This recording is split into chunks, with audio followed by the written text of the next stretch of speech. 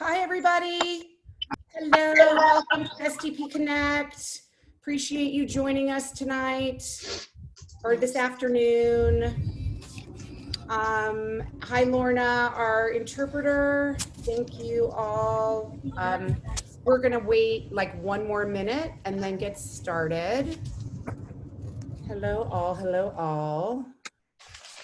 Great to see you.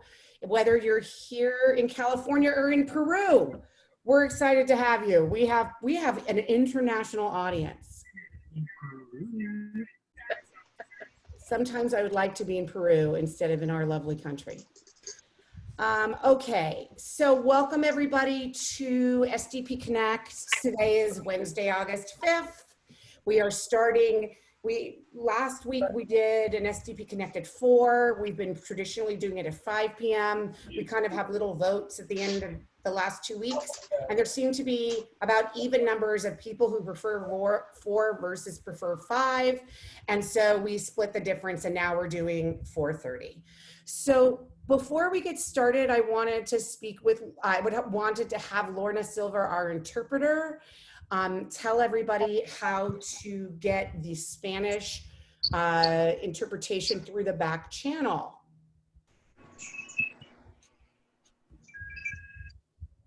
Go ahead, Lorna. Para las personas que hablan español, pueden llamar al 551-241-6310, de nuevo, 551-241-6310 para escuchar la interpretación al español. No se necesita ningún código. Gracias. Thanks, Lorna. And that information, Ed, our program assistant, just put it in the chat. So we want everybody to know that we're going to keep you all muted during this presentation or during the whole call, but you can unmute yourself at any time. However, if there's a lot of background noise, then I'm going to have Ed mute everyone again. And then if you're a presenter or you're speaking, you can just go ahead and unmute yourself. And Judy, if I may cut in real quick, I have to do that just now. Go right ahead. Mm-hmm. Okay, thanks, Ed.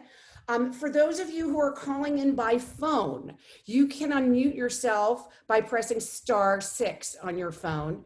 If you are on a computer or on the app that is that on a device like an iPad or a phone on the app, then you can just unmute. You all know how to unmute. So welcome everybody. The topic today is something very technical that has to do with self-determination. However, it is extremely important that everybody understands this so you don't choose to get services in a setting that you will then not be allowed to do. So helping me explain this is the wonderful Megan Mendes from the Westside Regional Center, which is my personal regional center.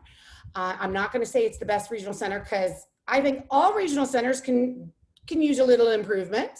However, I think that Megan was the best service coordinator in the whole state. I will make that claim. She's no longer a service coordinator.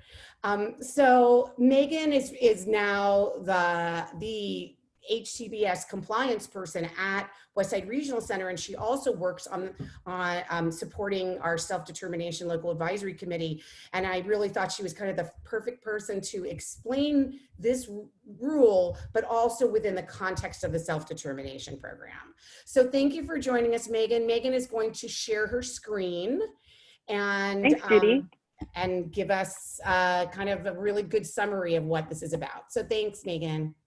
Thanks, Judy. Thanks for inviting me today to present. Hi, everyone. It's nice to see all of your faces and pictures in this virtual world we're living in.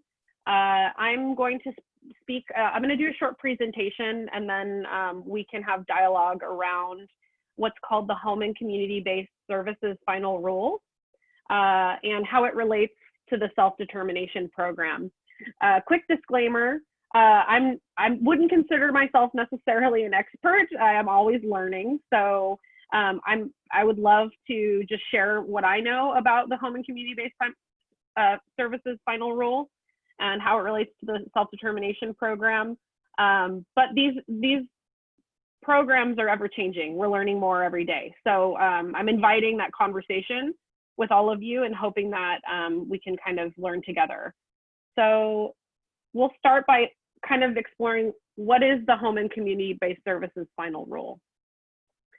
So some of you may know that our state, the state of California, receives funding from what's called the Centers for Medicaid Services.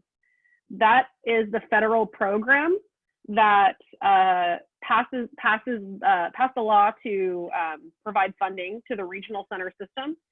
And it's about 51% reimbursement for many of the services that the regional centers provide. Of that funding comes from the federal government. So in 2014, there was a law that was passed called the Home and Community-Based Services Final Rule.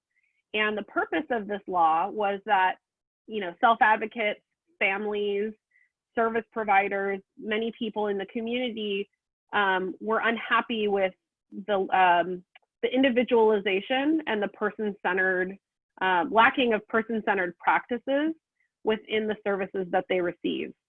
So the Centers for Medicaid Services and the government passed a law saying that they're gonna have some requirements for any government programs that receive funding under what's called the Home and Community-Based Services Waiver, which our regional centers receive funding under that waiver. So what's the purpose of this law? Why was this law created? Ultimately, the purpose of the law is to have people live more happy and fulfilled lives, maximize times where people get to make choices in their life and be autonomous or be self-directing their life. The law also promotes community integration and inclusion, so a value where people are included in the communities that they live in. The final rule also ensures you have the opportunity to work and spend time with other people who don't have disabilities if you do receive services. And it ensures that your preferences and your rights are protected and supported. And ultimately, another big component of the Home and Community-Based Services final rule is the requirement that services are determined through a process of person-centered planning, which many of you are very familiar with because person-centered planning is the keystone of self-determination as well. So what is the relationship between the Home and Community-Based Services final rule with self-determination? Well, because self-determination was a program that was passed after the final rule was enacted, all of the services and supports that you choose in self-determination need to meet these HCBS final rule guidelines. So while you're planning your spending plan, you're going to want to think about, are the services and supports that I'm seeking to use in self-determination in alignment with what the federal government guidelines are? So the first question you might say, what parts of my spending plan should I probably think about, you know, that could potentially be affected by the HCBS final rule? Because some parts may not even be a concern. But if you're in self-determination and you're thinking about using a service that you typically already get through the regional center, you might want to start thinking about, like, is this something that might be affected by the HCBS final rule?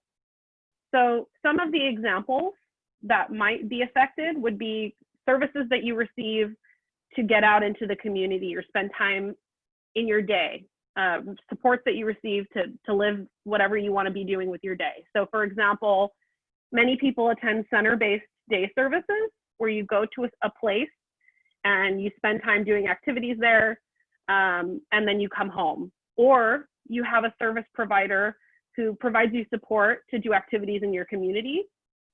So some of these services might be affected by the Home and Community-Based Services final rule. Also, if you receive social skills in a center-based setting, if you go to a place to receive social skills training, that might be affected by the HCBS final rule. Some other services that you might be thinking about when developing your spending plan that could be affected would be the employment services that you receive. Now, if you're receiving supported employment services in a group setting, or if you go to a place where you receive work activity program services, which is another word for a sheltered workshop. If you go to a place where you spend your day and you work at that same place with all other people with disabilities, it might be something to think about when you're developing your spending plan. That may not meet the rule.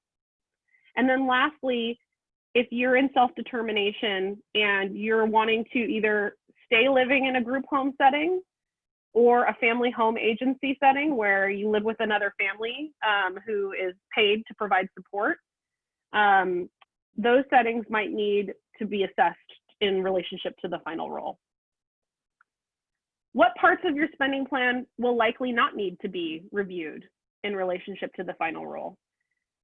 So any supports that you receive in your own home, in the family home or your own apartment, if you're receiving individualized supports in those settings, it would not need to be reviewed in relationship to the final rule because it has been what's called deemed compliant, all of this legalese. So this is a place where the government says if you're receiving a service in your home, it is not related to the HCBS final rule. And then if the service or support that you're receiving has been developed through an individualized process, through person-centered planning, make sure that you have full access to your community and that you can spend time with people you like to be around and other people who don't have disabilities, it will likely not need to be assessed by your regional center. So let's kind of dive into what the specific requirements are of the HCBS final rule.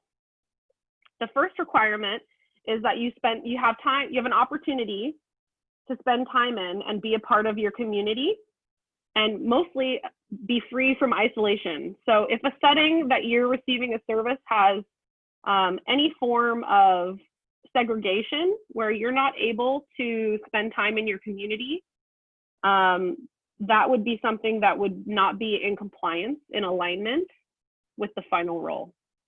So what does this mean?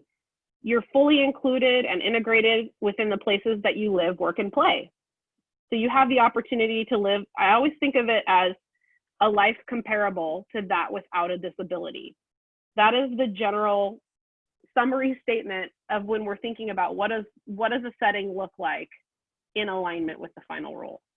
So are you able to spend time in your community, doing the things that you like to do around other people? So the second component is the opportunity to seek employment alongside people who do not have disabilities, which primarily means competitive integrated employment, which means that you have the same opportunity to seek a job as a person without a disability. So you go to a store and find a job, maybe you need support. You might need someone who can help you to learn the job and to have the support you need while you're on the job. But that would be a compliant version of employment. If the setting that you are trying to do employment did not have that opportunity, so if you were going, say, for example, to a sheltered workshop, and there isn't the opportunity, if you choose to go to seek employment in other ways, it would not be seen as a compliant setting. So you would not be able to use that in self-determination.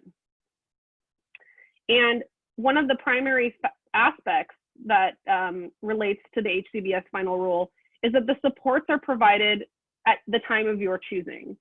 So if you're attending a program where you want to go to work, but that work program only tells you that we're available to provide you support from 8 in the morning till 2 in the afternoon, that would not meet the final rule. They would need to have a way to make sure that if you wanted to get an afternoon job, that your program, your support could go with what you want in your person-centered plan. So another component kind of related to what we're already discussing is having choice about the services and supports you receive and who provides them. So having a choice of the people that support you, matching the preferences of the people you like to spend time around. What are the personality characteristics of people you like to be around? Are there people you really like to be around? And some people maybe you don't like to be around. And are those choices honored by the service provider? So if you go to a place where you receive support during the day and you walk in the door and you're told the staff that will be supporting you that day without asking you if that's what you want, that would not be seen as a compliance setting.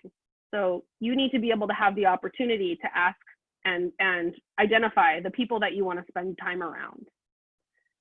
Also, it's kind of also just about the control of the W's. You have control over when you receive your support, where you would like to receive it, what you're going to be doing, and who's going to provide that support to you. So really, if you go to a center-based day service and you walk through the door and the activities are pre-planned without any input from you, and the staffing is designed without your input, that would not be seen as a compliant setting and would not be allowed in the self-determination program. The next point is having control over your schedule and activities. So we've kind of already talked about when you want to receive your support, but also, what is your schedule like? At what time of the day do you start your services? Are there specific times that you want to have breaks? Do you want to spend time alone? And are those choices respected? And then, how are the activities organized? So who decides what activities are being done during the day? If you don't have the opportunity to make choices about the activities that you'd like to do, so say for example, there was a really great example that was given in the pilot project that the Centers for Medicaid Services shared, where there was a group of people who were all receiving services in the same setting, and earlier in the day, they had all discussed what they would like to do during the day, and all three of them said, you know, I think we all want to go to the mall. And then they, got ready, they were ready to go. And then one person changed their mind. And that person said, I actually changed my mind. I want to go to the coffee shop. And if the service is not able to change directions and make sure that that person is able to go to the coffee shop, it would not be seen as a compliant setting.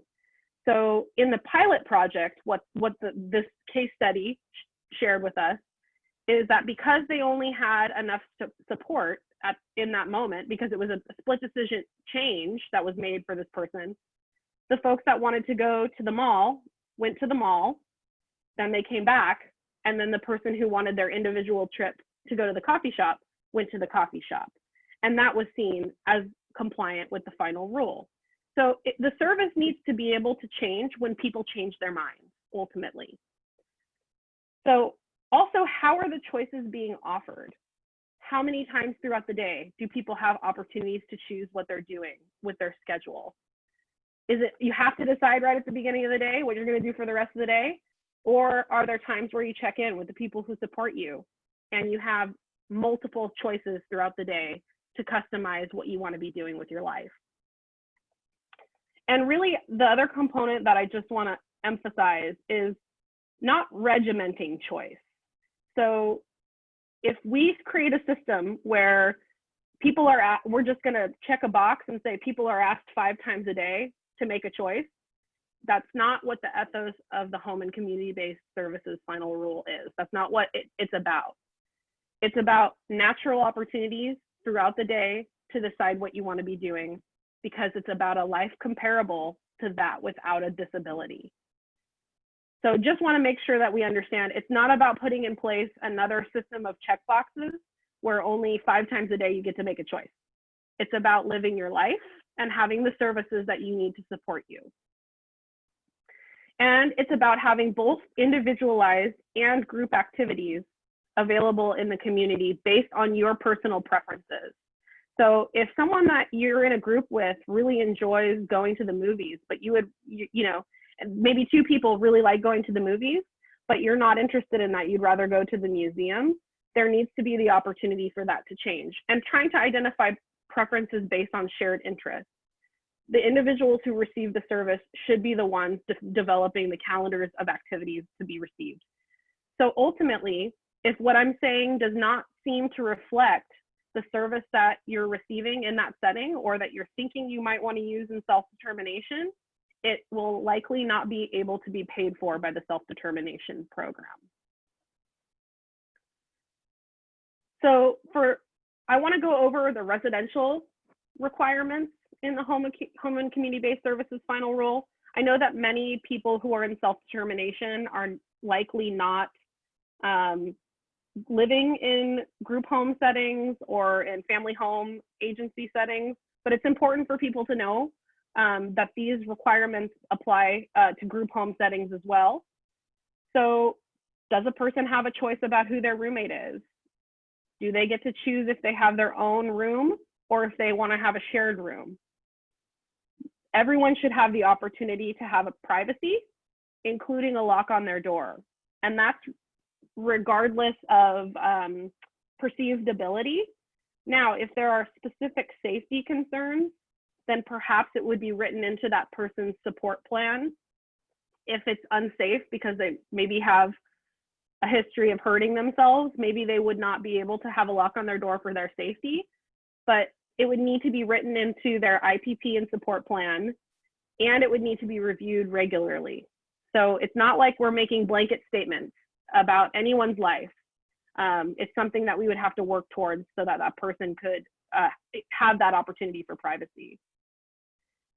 The ability to have visitors of your choosing at any time in your home. So if you're living in a group home setting and there's an agreement between the housemates that you all don't want to have visitors on the weekdays after 9 o'clock because everybody goes to work, that's perfectly okay. But if someone doesn't agree with that, no one should be able to prevent them from having visitors at the times of their choosing. And that includes overnight guests and going out on the weekends with family or friends. Freedom to furnish and decorate your room. So having the ability to choose what you like in your room. Access to food of your choosing at any time. So how is the menu developed in the home, and how are people able to choose what they'd like to eat? If it's on the menu and they're happy with what's on the menu, then that's fine. But if somebody chooses that they want something that's not on the menu, that needs to be available at any time. And then also just a lease or other legal agreement protecting you from eviction. So that's pretty standard in many regional centers, that you might have an agreement that prevents you from being evicted, but it just makes it a law that you can't be evicted from a group home outside of any other legal proceedings or barriers. And I just want to emphasize, now that we've kind of gone through all of these requirements, that these are not just requirements that are in the self-determination program. The self-determination program has to have these requirements right now because it's a newer program than when these were passed. But all services that receive this funding that we've described will have to have these requirements in place by now, March 2023. So I want to make sure that participants in the self-determination program understand that this isn't the regional center system. The traditional system has these, doesn't have these requirements, and we do. It will be both, but our existing providers are in the process of transitioning because they have existing services that have to change. So all services will have to meet these requirements. So what happens if I'm developing my spending plan and I want to use a provider who might not be meeting these guidelines that we're talking about today? What happens? So the first step is that the provider of the service will complete a self-assessment.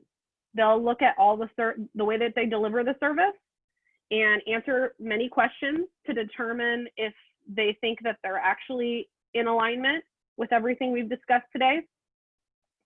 And then the service provider you've selected for your spending plan, a representative from the regional center, and you will conduct an on-site assessment.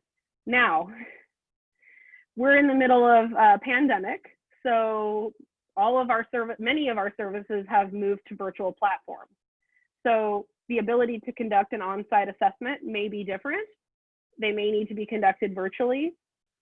just want to put that out there because things have changed since this requirement was developed. But both you, someone from your regional center, and the person who you want to provide services, the day program or the group home that you live in, you will do an assessment on site to see if it looks like it matches the HCBS final rule.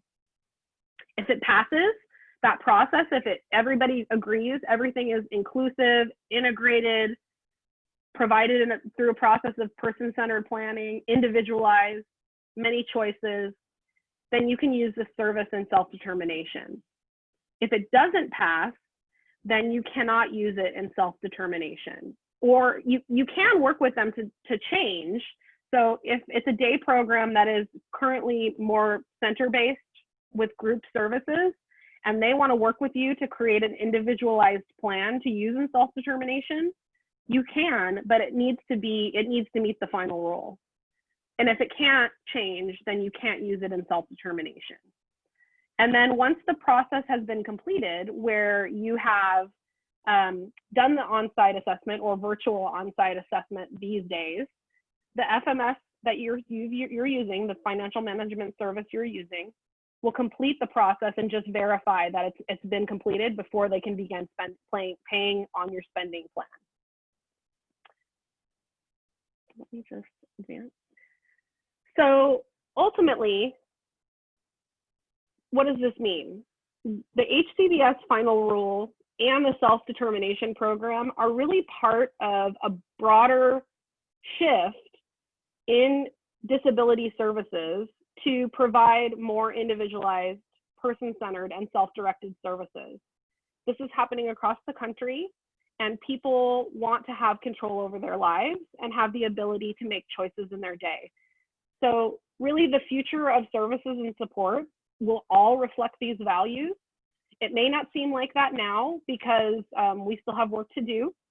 But like I said, this is not that self-determination is only the one that has to have this framework, and the traditional system is not changing. The traditional system will have to change. And it really is about maximizing individual choice and having control to live your best life. That's what the purpose of the final rule is. And we're all learning together. You know, we may not agree right away that a service is compliant, but that's why the three parties, the regional center, the person receiving the services, and the provider, have to meet together to figure out whether or not a place of providing a service would be compliant. So we're all working on this together, and there's a ton of support. You know, DVU has been so supportive of the self-determination program. Our Westside Regional Center, we're very invested in this program and advancing the final rule. So we're going to work together on this, and thanks for giving me a few moments to talk, and I'm looking forward to back and forth further question and answer. I did add on the Department of Developmental Services website, there is an entire section about the home and community-based services final rule with a lot of different resources. There's tons of other websites on, out there as well. But just wanted to make you aware of that in case you want to dig deeper and learn more about the process and where we are in the transition. So thanks. Thank you, Megan. That was phenomenal. That was so great. Really clear and very, very helpful. We'll leave this up on the, you want me to leave it? So, can you just put that DDS link in the chat so people can always go back and find it? You should also know that we will put Megan's presentation with the recording of this webinar up on our website. And that you can also find in the chat how to find our website, disabilityvoicesunited.org. And within that, you can find the whole section on self-determination. And one of the great things we have is something called the self-determination interchange, which allows you to look at all of the information that exists on self-determination, some of which we have produced, some of which others have produced, as well as all the recordings of all of our SDP Connect calls. And you can also, there's forums on there where you can ask questions. Hey, anybody have a good idea of an independent facilitator in my area? All those kinds of things. So we encourage you to use the interchange, but you can find all of this information on our brand new website that we have yet to publicly launch. But you are the first to hear about it.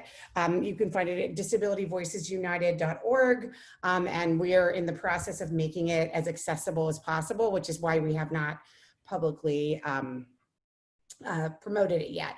But at least you can, at this point, find all the information if you don't have like significant accessibility issues, which a lot of people do, which is why we are doing that. All right, so there's been a bunch of questions in the chat, but I want to tell people the best way to ask questions is actually to just speak. This is unlike our webinars where I say your questions to the presenters. This is a chance for us to dialogue with you. You can have a question for Megan. You can have a question about the HCBS final rule, or you can have a question on anything related to self-determination. And Megan and I, or others on this call who are also experts, we have some independent facilitators, some FMSs, we have Connie Lapin. We have lots of very famous people on the call who will all I'll try to answer any of your questions. So the best way to ask your question is actually to not put it in the chat, although I'll try to go back. The best way to do it is the way that Mari has done it, which is to click on participants and then you'll see an option to raise hand. You'll see I have a little hand right there that I've raised. Don't raise your actual physical hand because there's so many people on this call that I can't see everybody. So you have to use the raise hand feature, and I'm now lowering my hand. That is the best way to get my attention so that I can call on you. Then once I call on you, you can unmute yourself and then you can speak. You can either turn on your camera, turn off your camera. It doesn't matter to me. Okay, so the first question, and I'm going to go back in the chat and look at some of those questions too, but the first person to ask a question is Mari. If you could unmute yourself, and we'd love to hear from you. Yes, hi, Judy. Hi, Mari. Hi, everybody. My question is, my son, he was offered to receive, I would say, social skill therapy through Zoom. And my son, I don't think he will be sitting in it, for an hour in front of the computer to do a social skill therapy. Mm-hmm. It will not work for him. Mm-hmm. So I was thinking if I gather maybe like 3 or 4 clients, regional center clients, kids like my son, and we can find a provider that maybe can do in an open space, that would be doable for the regional center to maybe paid therapy this way. So if you're asking whether this would be HCBS compliant in the self-determination program, what do you think, Megan? I think it kind of depends. It would depend on a lot of things. So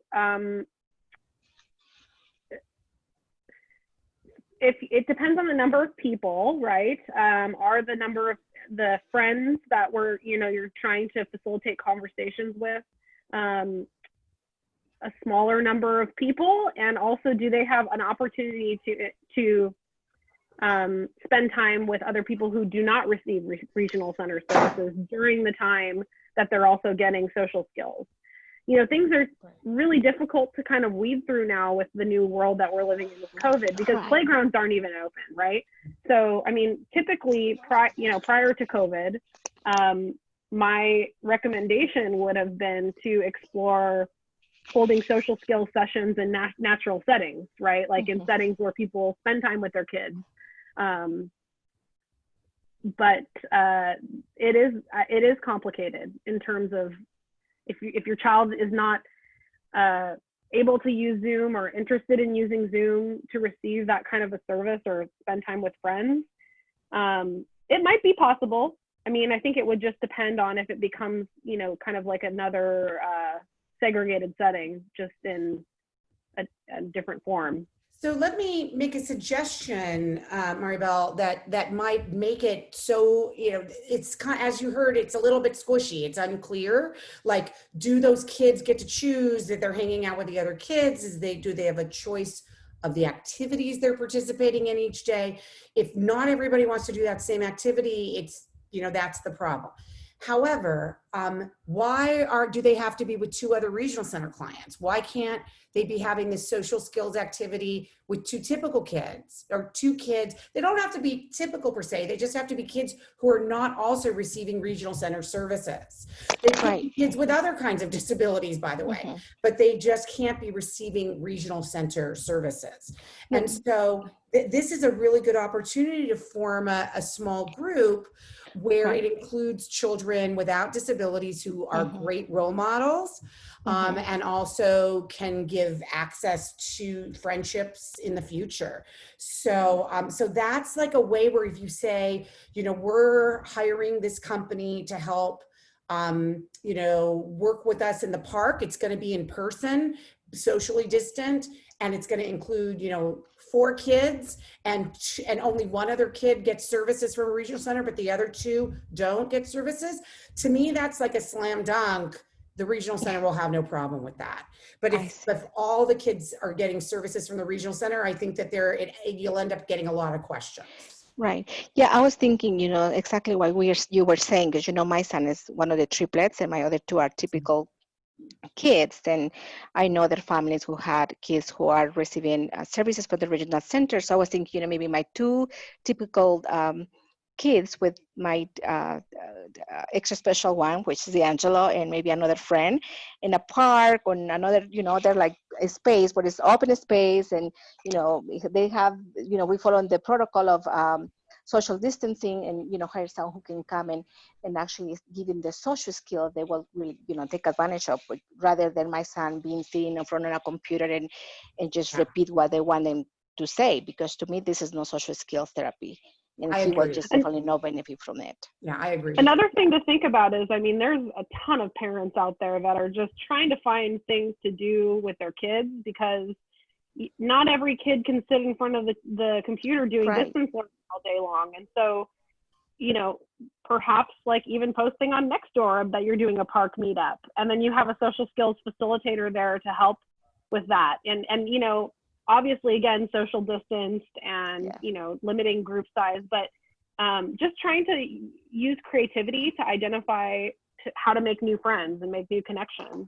And it doesn't have to be centered around disability or the service provider. It's more just centered around building a good life.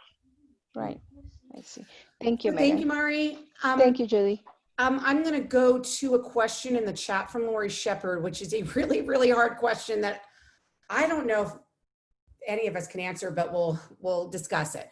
She asks, if someone was in the self-determination program living in a group home over the last few months, would they have been allowed to have a family visit? Which would have prevailed, licensing or HCBS final rule? So I think obviously one of the first questions is, if somebody lives in a licensed group home, that raises a whole bunch of red flags for the HCBS final rule. Wouldn't you say that, Megan? Not necessarily. It depends on how individualized the services can be provided in that setting. You would say it would have, there's this term called heightened scrutiny, and it would certainly flag the regional center to go visit that site and ensure that people are really having person-centered services, being able to make choices and stuff like that.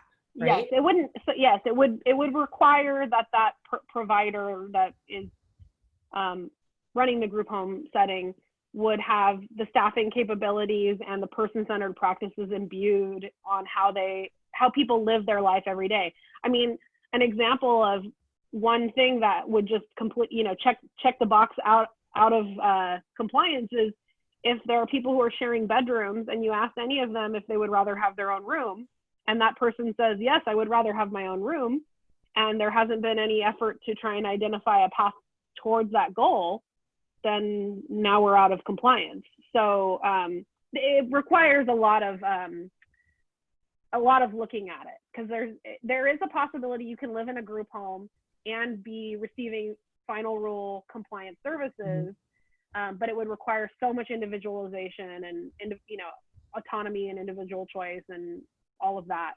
In relationship to family visits, that is way beyond my capacity to even speak to, because it has been such an ever-changing decision. At the beginning, licensing, like Lori is speaking to, licensing said no, nobody can visit because of COVID, and so has Department of Developmental Services. But things have changed, and it seems to be ever changing. I'll just say that. But I do think that obviously families and people who are loved ones of people living in group homes are very much in need of seeing one another. It's been difficult for a lot of people. I can't speak to like what the current moment decision would be around that, because I think it's a little bit more beyond my league. Yeah, I mean, I've been involved in that stuff, and I personally thought it was outrageous that families couldn't visit their child in a licensed group home. There absolutely could have been socially distant visits in the backyard, and I actually think it created a significant amount of stress among those group home residents. So that's how come I don't believe in licensed group homes, but that's a whole different conversation in the future. If you want to have a house with roommates or an apartment with roommates, go for it. It doesn't need to be a licensed group home. Okay, so I'm now going to ask, Daniel Garcia has asked a couple of different questions in the chat, one of which I don't really understand what you're asking. So if you are open to it, Daniel, do you want to unmute yourself and ask your questions?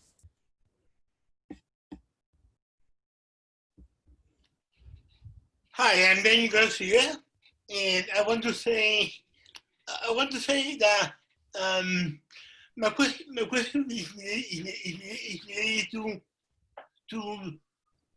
that are there any program that can be purchased on the certificate and certification that allow people to advocate or become advocate, or they can actually they can be advocate by paying for themselves as an advocate for themselves. Is there any like that? Can the system manage to do that? And my second question is related to housing. I didn't understand very well about the addition thing, because the addition is the system administration pays for the addition. How does it work? How does it work? The system administration prevent addiction, and how does it work? How does it work for to make sure that nobody get addicted to the program? Yeah, so those are two really important questions. So let me address the advocacy piece, and Megan and anybody else, Connie, Harvey, chime in, Howard, and definitely chime in. So with the self-determination program, you can hire lots of people to help you with advocacy, from teaching you self-advocacy skills, so that, let's say you want to, go out and get a job, or you want to, fight for civil rights. And, I can tell you that Howard is a big self-advocate in the disability world, and he has hired a whole set of people to support his self-advocacy work that he does, such as he created this is through self-determination. He created a website to promote his public speaking and his blogs. In addition, though, you can also hire advocates to help you access resources, such as you can hire an advocate to go to your IPP, your individual program plan meeting with your regional center, and help fight for you to get the budget that you need, the individual budget you need, or whatever additional services you might need. But you can also hire an advocate, or even a lawyer, which could cost a lot of money, to go with you to, let's say you are having problems with SSI, or you're having problems at your school and you want to bring an advocate into your IEP. There is actually a very specific service code to hire advocates to help you access lots of things that you may need somebody to do that, such as like, let's say you're having a problem with Medi-Cal and you need someone to fight for you to get Medi-Cal to pay for something. You can hire a person through the self-determination program to do that fight. I have to tell you, if I could have a person to fight with my insurance company, I would be a very happy person. So these are some of the great advocacy things. Before we move on to Daniel's second question, did anybody want to add anything on this? I just wanted to clarify, Daniel, were you asking if you could be paid as your own self-advocate? Well, that partially my question was, partially, but yes. Yeah, so unfortunately, Daniel, you cannot, if you are the self-determination participant, you cannot receive any money from your individual budget. Okay. You can actually hire family members to support you. You cannot hire your spouse, and if you're a child under the age of 18, you cannot hire your parents, but you can hire family members, and you can hire your best friend, you can hire your next door neighbor to support you to do things, but you cannot actually get any personal money out of the self-determination program. Okay, thank you. Sorry that I misunderstood that, but hopefully all the stuff I said will be helpful for other folks. That was fine, thank you. Yeah, so. And then the second question, you want me to take that one, Judy? Yeah, go ahead. I think it was related to eviction. So your question was, how does the self-determination or the HCBS final rule help people with housing or prevent eviction? The slide that I was talking about with a lease agreement and, the legal rights to not be evicted was, or if you are evicted, to have a legal recourse that you can follow just the way that anyone else would when they're evicted from an apartment. That's related to living in a group home. So before, or in some places, someone could be served a 24-hour notice and told that they have to move out of a group home setting because of behavior, quote unquote, behavior problems or whatever it may be. And so yet another reason I don't like group homes. The law was put in place to make sure that people are given legal rights to be evicted in that setting. In terms of self-determination and housing, you could hire someone to help you navigate to try and find affordable housing, to find someone who, if you were facing an eviction, like Judy said, you could hire legal support to figure out that issue. But in terms of like paying rent or anything like that, the self-determination program is not able to do that. Okay, but is it only for the thing on group home housing, or is it it's just rule only for the big rule for the group home? Am I right? If you live in an apartment, you're protected by tenants' rights legal programs, right? So if you live in your own apartment and you were evicted, you would already have the protection of the government to go through an eviction procedure. The rule that's written is specifically for group homes because people were not given those eviction procedures in the past. But so you cannot pay for rent with the self-determination program. However, what you can do, once again, is hire an advocate that could help you prevent the eviction and also find access for housing rental assistance. So I know a lot of like LA County and the Bay Area, some of the counties are offering special help if you are facing eviction. And so you could hire somebody who could do that research for you and maybe help you with your application to get you some of that housing. So definitely look to self-determination to help you if you are in that kind of crisis situation, but self-determination can't pay for your rent. Yeah, thank you. Thank you, Danielle. It's so great to see you. Melissa Jones, did you have a question? Go ahead and unmute. Okay. Well, first is a comment and then a question. So my daughter is served by a day program. The day program provides her job coach. Mhm. So she is employed by 2 different companies, El Pollo Loco and Marshall's, and the day program provides her job coach. Typically what was happening before COVID was that after they finished work, they would go out to lunch and they would talk about their day, put her schedule for the upcoming week into her phone and all that. And because of COVID, that second part has been canceled. But I was able to get that up and running again. And so that was fixed. So that was just kind of a sharing thing.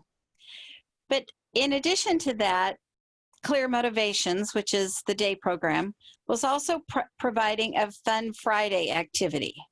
Now there again, that hasn't happened since COVID. And I guess my way of looking at it from an inclusive standpoint was that the activities were an inclusive activity. So if they're all going bowling, obviously there's regular people at the bowling alley. But if it was an activity that she didn't want to participate in, we just didn't do it. And so what I'm learning from this is that whereas you could do that, what you really have to say is, where else can Kendall go and be provided support in a Fun Friday activity, because she doesn't like the movies. Is that correct? Yeah. So is your daughter in the self-determination program? Yes. We've And already started. We're Okay. one of the few that is up and running. Okay.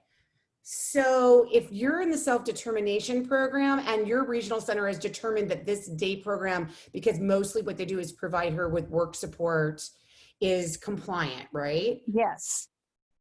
So and Megan, you can disagree with me, but this is where that meeting that Megan was talking about, where you have a meeting with the service provider, with your regional center, who is responsible for basically stating that all the services are HCBS compliant. Right. They have to be, or else they can't receive federal funding for it. So there needs to be kind of a meeting that your regional center should support you on. Which regional center are you? Orange County. Orange County. So they should support you on this to say, let's figure out how to make that Friday work so that your daughter can be with friends and do some fun activities, but that she doesn't have to do things that she doesn't want to do.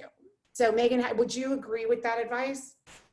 Yes, I mean that would be what the expectation would be of the final rule, would be that the service doesn't stop simply because the choice of activity is not of your preference. The service should change based on your preference. So that's really what it's about. It's right. Really about having your own life that you lead, and then the services that you need to support that life that you lead. So I would say that it would make sense for, if there are no other options being offered, I would first talk to the service provider and say, I learned about this, and that in self-determination that it's expected that, she be able to have activities of her choosing. And it seems like we made a mistake here in terms of some of the things that are happening right now. So are you able to change that Friday activity? It sounds like right now it's, before COVID, it was more apparent, but once we are able to do more activities, hopefully that service provider could come up with an alternative option for her.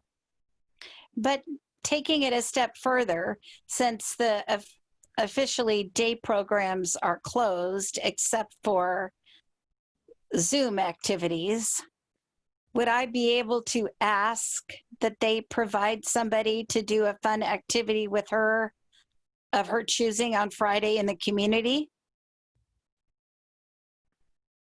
So there is guidance from DDS that families can request services in the location of their choosing, either in person or virtually. And the provider has, it has to be able to either agree or come up with an in-person support plan if they're able to provide that support. So I would Okay. explore that with them if that's something that she would want to do, is to say, what is your COVID in-person support plan? Or have you started developing an in-person plan for individualized services? It's a little bit different when it's in a center-based program, right? Because all of those programs are completely closed because it's groups of people all together. But if she wants to do something in person 1 day a week, are they developing an in-person support plan? Right. And they have it for the job coach component, but they haven't done anything for the day program component. You know what I mean? So, okay. Yeah, Thank you very much. So just because a provider is compliant part of the time doesn't make them compliant all of the time. Right. And so it's really important that people feel that they have choice and control over their lives all the time. And so it just, this is not about saying no to things, but it is about saying how things need to change in order to get to that yes. Right. So, for example, I was helping a friend who wants to continue to go to a day program, and that day program is highly segregated. And when I asked the day program what could happen if one of the choices that is offered to him during the day is not a choice that he would want, their answer to me was, well, then he has to stay home that day. That is inherently a non-compliant program by making that response. The response should have been, well, then what does he want to do? And we'll make that happen. That's the right answer. And so, and it has to be from a range of any choices. It's, as Connie always says, it's not about what's available, but about what's possible.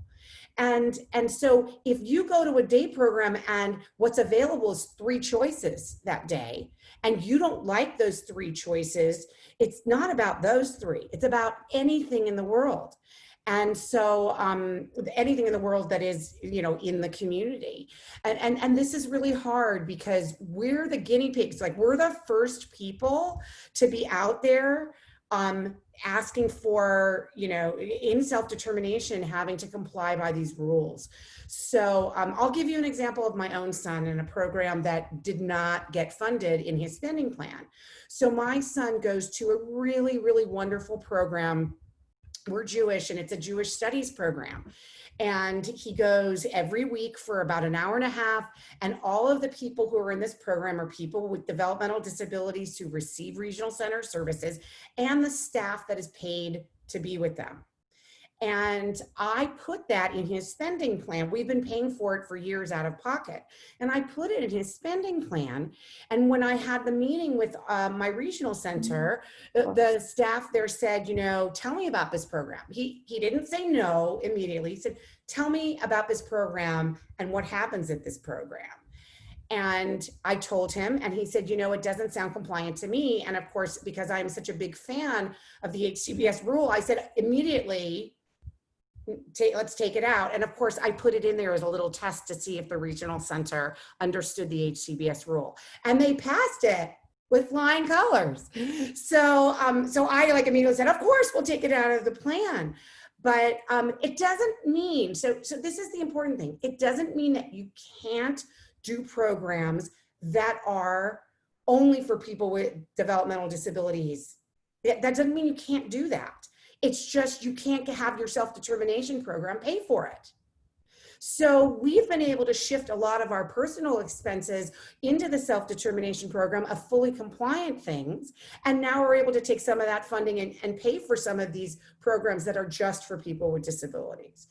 So this rule is really about what is the federal government willing to pay for. It is not about saying, it's not about, making a judgment that my son shouldn't be able to go once a week for an hour and a half to be with other people with disabilities. So I just, I want to make that clear to everybody that it doesn't mean that you can't do that ever in your life. It just means that self-determination cannot pay for it. Can I just say one more thing too? And when we were talking about like what activities are offered versus what's possible, the thing that really brings up for me is that all the services that are funded under the HCBS final rule should be developed through person-centered planning. So if you show up to a place and nothing that you have found in your person-centered plan that you enjoy doing is offered, those aren't really choices that are being offered, right? So if we've identified that all the things that are related to your hopes and dreams and the things that you like to do and how you like to spend your time, and then you go to a place and none of those things are present as offered as choices, that would not make sense, right? So really, how activities are determined and all of that should be done through a person-centered planning process. Absolutely. And when we say person-centered planning, every provider should be person-centered. It's not just, you let's say you live in, and you get supported because you live in your own home. They have one person-centered plan, and then the people who support you during the day to go into the community, maybe a different set of people who need to have a different person-centered plan with you. So once this becomes required for all regional center services, every service provider is going to be required to have a person-centered plan for each of their clients. So that, we're just the start of this change. So let me see, there's not any other questions in the chat. If people should feel free to raise their hands if they have any other questions. I have a question that I'm not sure how to answer it. So just as a COVID question for you, Megan.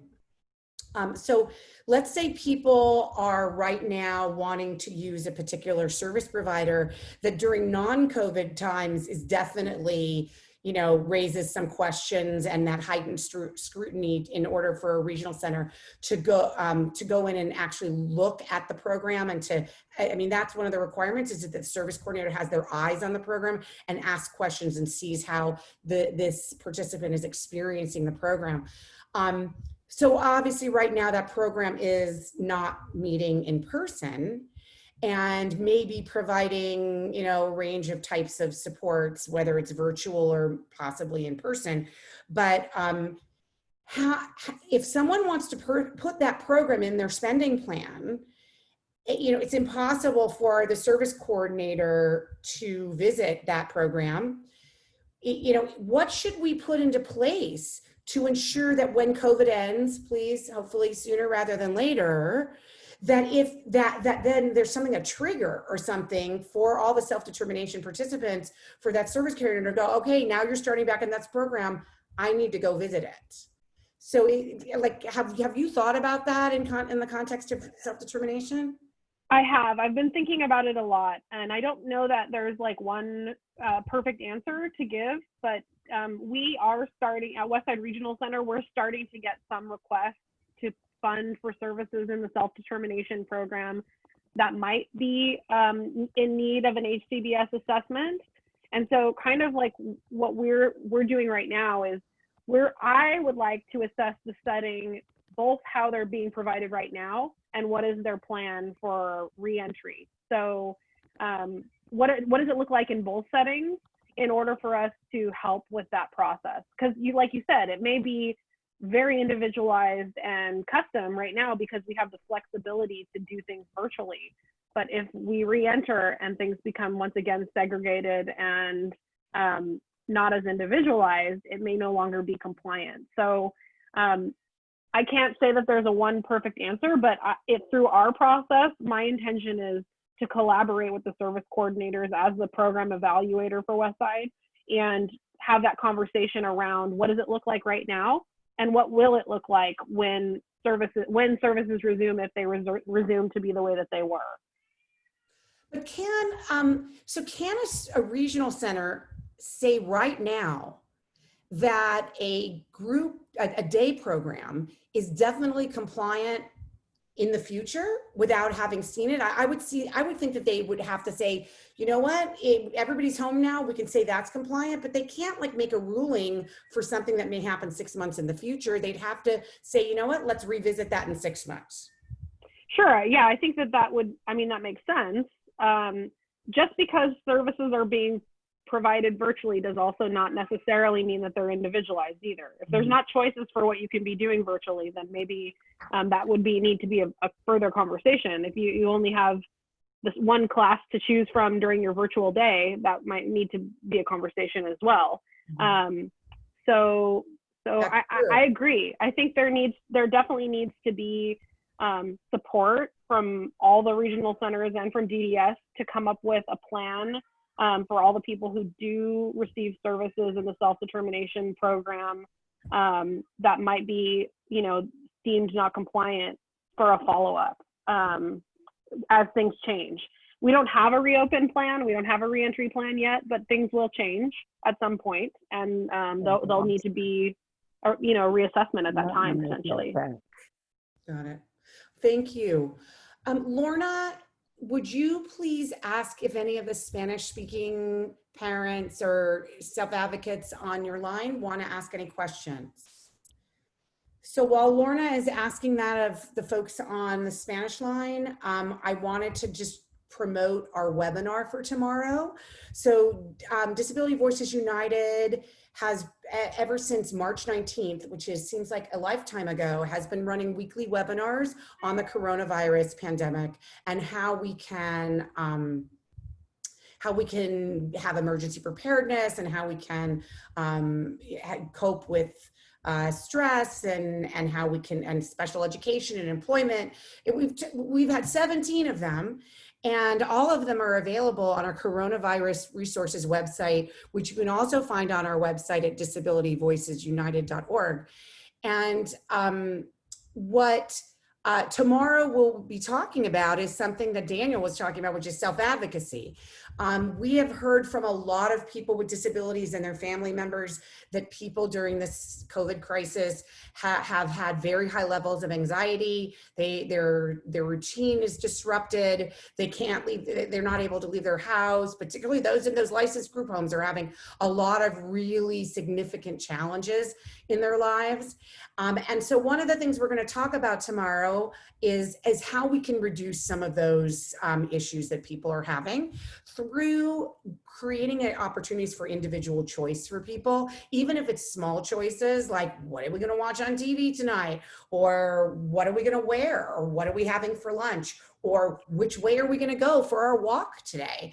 I mean, these kind of individual choices will help reduce people's anxiety and increase self-advocacy, which has a whole set of other benefits beyond just reducing anxiety during the COVID crisis. So that is at 2 p.m. tomorrow. And you can find information about that if you join our website. And if you could if you're not already on our website and on our mailing list, please, you can go to, I think it's tinyurl.com/join-DVU-mail. But we'll also put that in the chat as well. So there seem to be no questions on the Spanish line.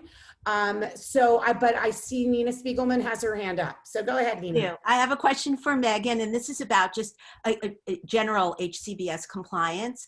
Is there ever like a structure in particular of day programs that's kind of like a red flag, like inherently non-compliant?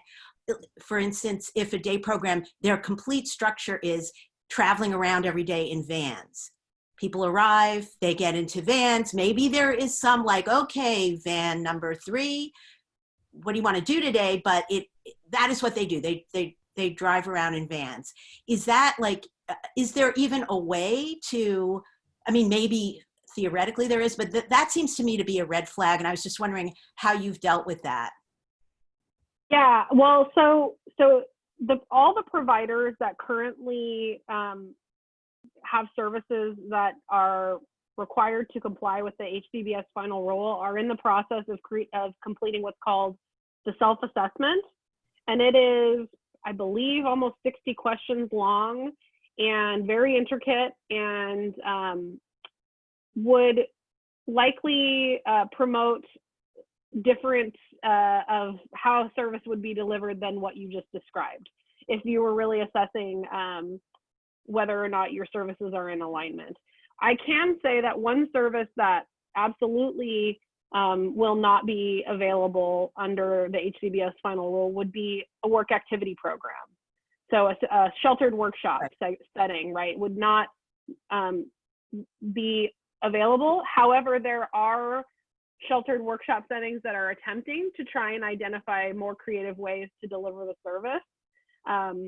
So we'll have to see if there's a new way that people come up with. Like I've heard, there's a lot of talk about reverse integration. You may have heard that before, bringing people in rather than having people go out, and that doesn't always really align with the spirit with the spirit of the law. So, and I know that the Department of Developmental Services, they've contracted with Public Consulting Group, which is the group that will be doing, you know, site visits and audits of the settings. And I've attended all of their trainings, and that has been addressed very clearly that it's not about reverse integration. It's about inclusion and fully participating in one's community. So if a program, if people show up or picked up by vans and everybody goes to the same locations and everybody agrees, it's not really kind of what the spirit of the law is. Everybody has to have multiple opportunities for choice, and being fully included in their community is really what the spirit of the law is. Thank you. There's a question in the chat from Carla that says, is the HCBS rule only for day programs? How about a swimming class or recreational class that's only 1 hour a week? She was at the self-determination conference last year and heard, I think it was probably from DDS that you heard this, that it is only for an hour or 2 a week. It would be okay if it is only for people with disabilities.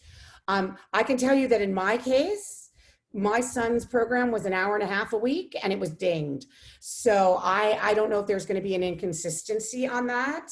But the guidance that we've received is if the service lasts less than 3 months, this was my understanding, because okay. there's a clause in the law that says if it's an intermittent service, that potentially it could be funded. So like, for example, if you wanted to have someone attend like a 1 week camp that was exclusive to people with disabilities, that potentially could be funded, is what we've understood, because it's an intermittent service. It's not an ongoing service. So that would be the difference. If it's a 1.5 hour swimming class that the person wants to attend once or twice a week for the entire year, then no, it would not be able to be funded. But if it was like a swimming camp that somebody wanted to attend, potentially it could be funded. Yeah, so the program that I was talking about for my son was a group, all year long, forever kind of thing. So yeah, Lori Shepard was saying Jim Knight said it in the panel he was on. Yeah, I mean, I think that that's kind of an important thing for a DDS to get clarification out on there, because you know, my son has an exercise program that he takes through a program that provides services only for people with disabilities. However, his program is individualized. It is just for him. And so he may be swimming in a swimming pool where all the other people swimming in the swimming pool have disabilities, but his staff is one-on-one just for him, doing what he has asked, the skills that he has asked to work on, not what, you know, other people are doing. And so, so I think that that's kind of an important clarification. I know we have some wonderful people from DDS listening in. I hope you are taking notes on that, because that would be. I'm also looking up to see if I can find what it's written in the law, because I know that there is a specific part of the HCBS law that speaks to intermittent services. So I'm going to see if I can find that, and then right. I'll post it in So the chat. Intermittent services are also things like, you are very sick and so you need to go into the hospital. So hospital is obviously not a place where you have free choice and control over your life. You can stay in the self-determination program and you're still HCBS compliant because you're temporarily in a hospital or a nursing home. But that is just a temporary situation, and you're going to be, your goal is to be leaving there. But Carla's asking, yes, it is okay if it's a one-on-one that they're getting swimming lessons, that is fine. Obviously, it's the same thing like with behavioral therapy. Behavioral therapy, you know, all the people, behaviorists serve are people with disabilities, but they're providing that service one-on-one for that individual. So you're fine. Fernando, go ahead and ask your question. Are you in Peru? Yes, I am. Yes, I am. And I'm coming to visit you someday. Someday, right? Well, I can't leave until. I know. So stay there until I come to visit you. Right. In either case, my question has to do with gyms. We have put in the spending plan for my son that he needs to be in some sort of program with the gym. One of the things that I needed to do was call around and see how much they would charge if it would be one-on-one or maybe a personalized coach. But I find myself that every one of the gyms in the Southern California area are closed. So I can't even get that information in order to put it on the spending plan.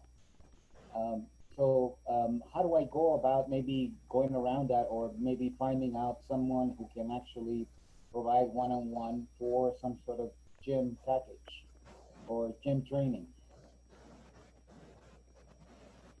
Any idea? Megan? So the issue is that you're having a hard time of finding someone who can provide the one-on-one gym training? Well, not only that, but then we have to put it in the spending plan as to how much they would charge if they would be available. But at the moment, no one is available. I've tried different locations. We live in the city of Chino, and so I've tried 24-hour fitness, 19 family, something or other, and they're all closed. And the phone numbers for them, no one answers. So how do we go about putting that information? Now, let me tell you, some time ago, and I'm talking about 4 or 5 months ago, we actually found out the regular price for one-on-one coaching, and that information may have changed, but we have no way of verifying this because, again, no one answers the phone. I see Lori actually has a really good suggestion in the chat. Is if are you already working with an FMS? Yes, we did, and as a matter of fact, we actually went about this the long way. We actually had the spending plan, then the FMS, and then we were somewhat rejected, and so we went back to now doing the PCP and a brand new spending plan. Yeah, well, I mean, I think Lori's suggestion is great. Like, perhaps there are other people who have wanted to have a similar service in their spending plan, and maybe the FMS has already calculated a cost similar, so that is a good suggestion.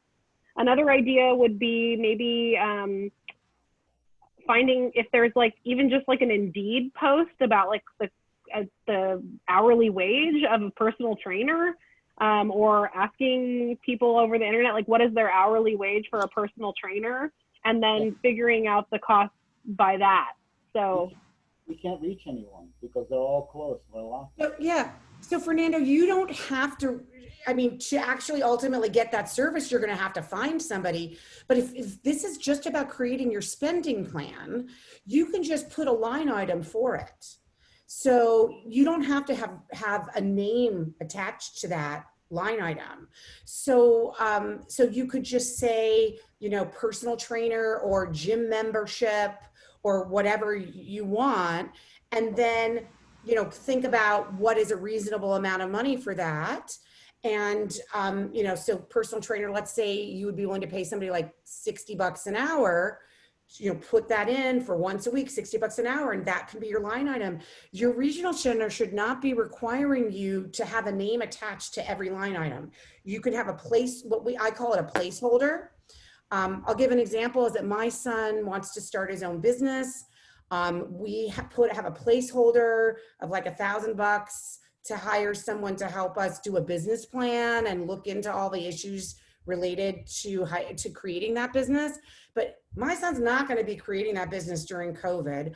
I have no idea if $1,000 is the right amount of money, but I just wanted to make sure we had a placeholder in there so that when the time comes and he can't access that, that we will be able to do that. And we may need to change that money up or down, and we will just take, if we have to make it higher, we'll just take money from another one of the services that we didn't use.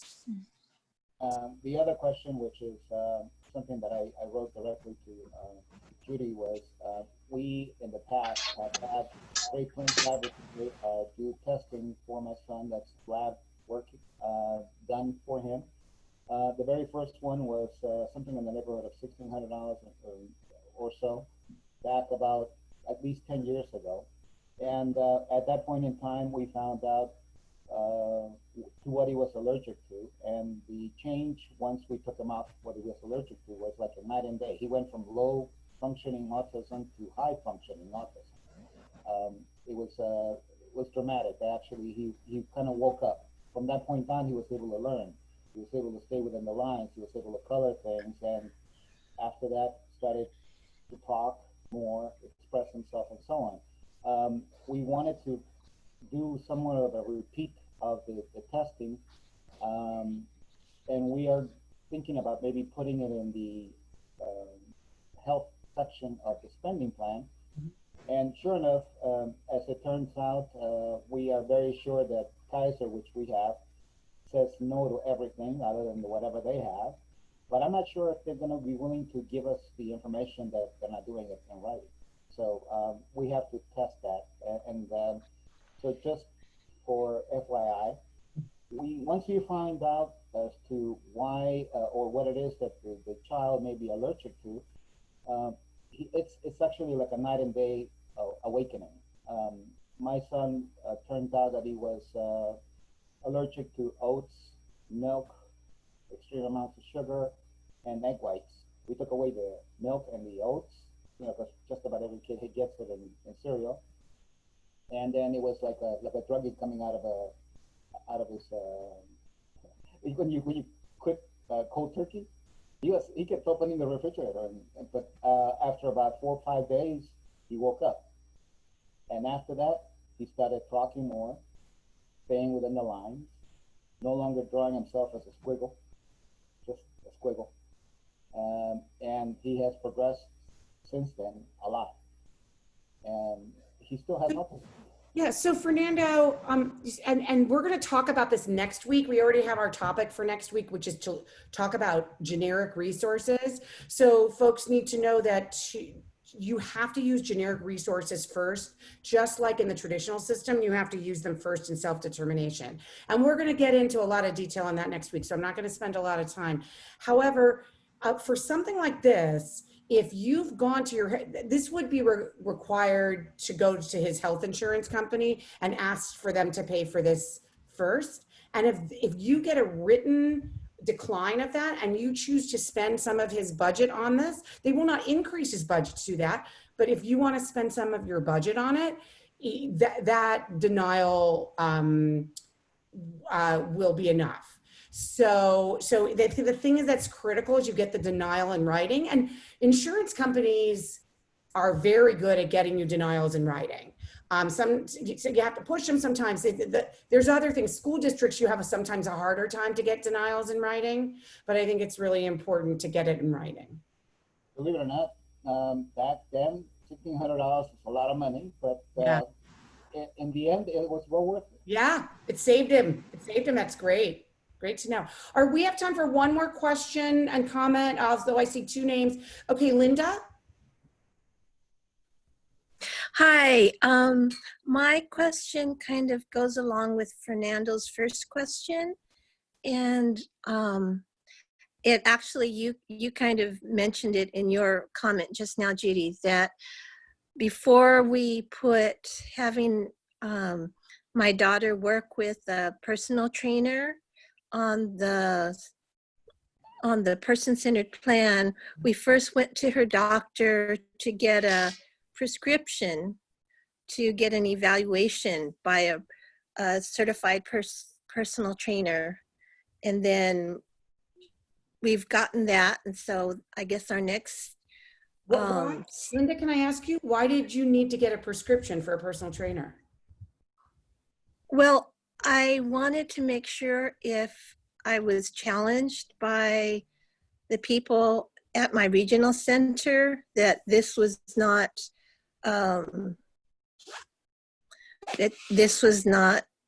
covered under the Lanterman Act. I could show medical necessity. So yeah, so I'm just going to respond to that piece of it, Linda. You should never have to do that. I mean, everybody should be able to choose how they spend their money in their spending plan, as long as you meet these certain requirements, including that it's, you know, in the community, like it meets the HCBS final rule, and that you're using generic resources first. And there is not a generic resource out there that's going to pay for a gym membership or a personal trainer. And so, and that it's one of the qualifying services in that the federal government will pay for, which it definitely is. So you should not have had to go through that process. You should just have a set amount. I mean, I can tell you my son has a personal trainer, and who is great, by the way, if you need a recommendation, because you're in my neighborhood. And you know, I just put the line item, and then he's now getting that service, and I introduced them to the FMS, and the FMS is paying them directly. They're billing the FMS, and the FMS is paying them. It was really quite a simple process, and his doctor has no idea that any of this happened. So you shouldn't have to do that. So you didn't have to prove that it was medically necessary? Never. Oh, Nothing okay. in your self-determination program should have to be proven that it's medically necessary. Because it's, you know, an art class isn't medically necessary, learning public speaking isn't medically necessary, going to Disneyland isn't medically necessary, although my son would say it is. And so, you know, you know, you should never ever have to prove that. Okay. Well, thanks. Let me know. You guys should know that Linda's daughter Eden is one of DVU's most wonderful board members. So let me know if you have any questions. Yeah. Okay, because I'm more And than actually the trainer that she started to work with is a personal family friend. So we're getting a great deal. fabulous. Yeah, that should be quite easy. Okay, Lori. Hi, okay, my question's a little off topic, but it's just hit me a couple times this week already. So as families are getting closer and closer to the reality of actually having a spending plan and implementing self-determination, my question is, if they're going with sole employer, you have to buy insurance, but you have to pay for your insurance before it kicks in, but you don't get your money until it kicks in. So how does, I know, like the only money that I know that comes out first is the PCP. So how do you get your liability and your workers' comp policies to start on whatever, October 1st, if you don't get the funding until October 1st? Megan knows the answer, she's nodding. Carousel. I don't know the answer, but it's a very interesting question. I could see why that would be a problem. Carousel is the answer provider on this one. Yeah, so that's an FMS. How do you guys do it as a sole employer provider of FMS services? Yeah, absolutely. It's a great question, Lori. So one of the things that we're able to do with our providers, if we purchase it, there's called a 10-day grace period. So if we get the money on the 1st and we say the policy is effective to the 1st, we have until the 10th to pay it. So that's how GT does it. That was a really easy and straightforward answer. I didn't think it was going to be that simple. Does that help you, Lori? Yeah, I just got to talk to my broker and see if every policy has a 10-day grace period. Okay, good. Thanks. Well, Connie, you had your hand up and now it's gone. Did you want to say something before? You'll be our last word. Oh, wait 1 second. How do I unmute myself? You're unmuted. Oh, okay. You're good. I'm used to touching Harvey's iPad. I understand why you did the prescription. I mean, it's part of our ingrained feeling of justifying services that aren't traditional. So I know, I just want to say that. And the freedom we have now that we're in self-determination since June 1st, there's so many times when I'm thinking, oh my God, I can do that. But I understand. And I almost feel like, do we really need to down the line when people look at budgets? I know we don't have to, but it's like a medical necessity. And so I'd probably get a prescription. Oh, you shouldn't need it. You shouldn't need to argue with your regional center. That is for sure. Okay, so Lorna, Would you mind, there's a question in Spanish, and this will actually be our last question. It's in the chat. It's just towards the bottom of the chat, and it's by Rosa Vadia.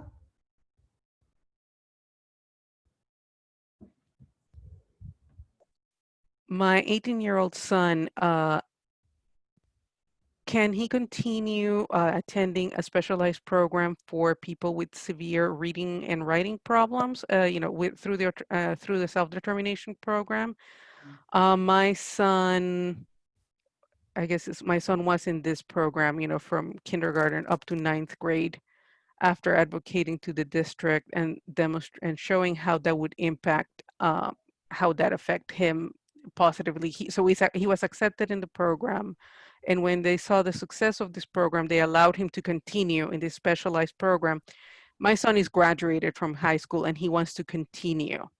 He's autistic, he has dyslexia, and he has some cerebral problems. So could he continue with the program through self-determination? Yeah, so that's a generic resources question. And I would say, and Megan, you can, and we'll talk about this next week in more in detail, but he's no longer in school. There is no generic resource for education. And I would say that someone who's being helped by a program that's helping him read would definitely help him get employment. It would help him have access to the community. I mean, there's a whole range of reasons why this sounds like something that would be a good fit in self-determination. What do you think, Megan? Yeah, I guess the only two questions I had was he's graduated, so it was paid by the school district, but now it would need to be paid by self-determination, I guess is the question. Yes. So then my only other question would be are there other people who attend this program that do not receive regional center services? My assumption would be yes, because oftentimes reading programs like this would have a mixture of people that do receive regional center services and people who do not receive regional center services. So like people that may just have dyslexia, but not a developmental disability. So if that is the case, that there are other people who don't receive regional center services, it definitely could be paid in self-determination. Thank you. So she just added one more.